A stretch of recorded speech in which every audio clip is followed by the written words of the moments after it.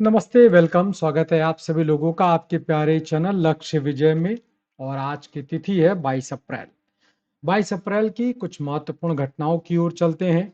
तो 22 अप्रैल 1921 वर्ष में हम लोगों के आप कह सकते हैं हम लोगों के प्रसिद्ध नेता, हम लोगों के उस जमाने की अगर बात करें और आज के भी जमाने की बात करें तो हम लोगों के आइडल, हम लोगों के आदर्श नेताजी, जिन्हें हम लोग सुभाष चंद्र बोस के नाम से जानते हैं, जो कि उनका वास्तविक नाम है, तो उन्होंने आज ही के दिन सिविल सेवा से अपना इस्तीफा दिया था।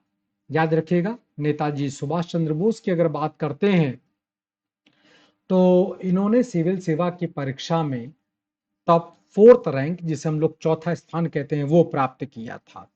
अपने शुरुआती दौर के, जिसे आप प्रोबेशन पीरियड कह सकते हैं, तो वो अपने प्रोबेशन पीरियड में थे जब उन्होंने अपना इस्तीफा तत्कालीन भारत के सचिव यानी सेक्रेटरी स्टेट ऑफ इंडिया, जिन्हें लॉर्ड मॉन्टेग्यू के नाम पर जाना जाता है, उनको दिया।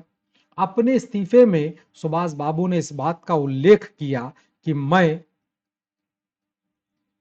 आ, मेरा नाम भारतीय सिविल सेवा में प्रोबेशनर्स, यानी कि चूंकि ये प्रोबेशन पीरियड पे थे तो प्रोबेशनर की सूची से हटा दिया जाए।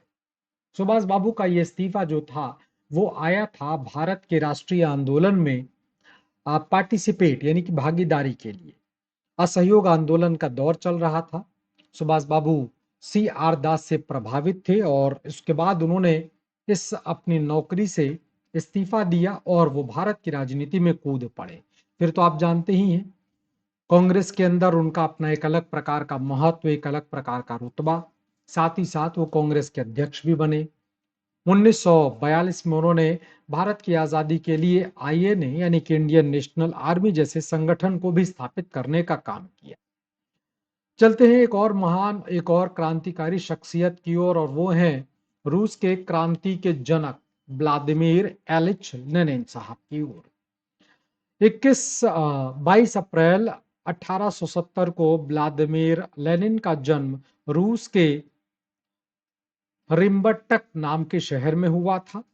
जैसा कि मैंने आपसे बताया कि इससे पहले जो रूसी क्रांति 1917 में हुई थी, उससे पहले रूस पे राजशाही व्यवस्था, जिसे जार सिस्टम कहा जाता है, वो चल रहा था। उसको तोड़ते हुए रूस में कम्युनिज्म को, जिसे हम लोग साम्यवाद कहते हैं, तो उनको रूस के साम्यवाद के जनक के तौर पर माना जाता है।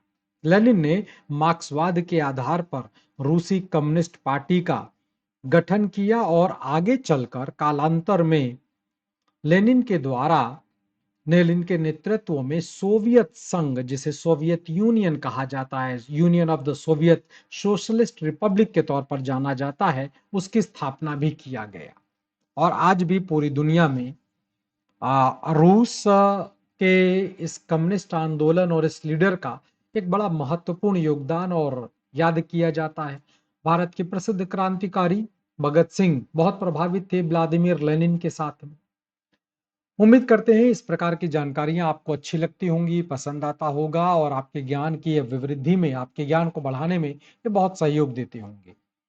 चैनल लक्ष्य विजय को आप लाइक कर दीजिएगा, सब्सक्राइब कर लीजिएगा, ताकि आपको ये वीडियो और लाइव क्लास का नोटिफिकेशन समय समय पर मिलता रहे, जिससे आप बिल्कुल भी चूकने ना पाए। बहुत बहुत शुक्रिया, बहुत बहुत धन्यवाद। Have a good day.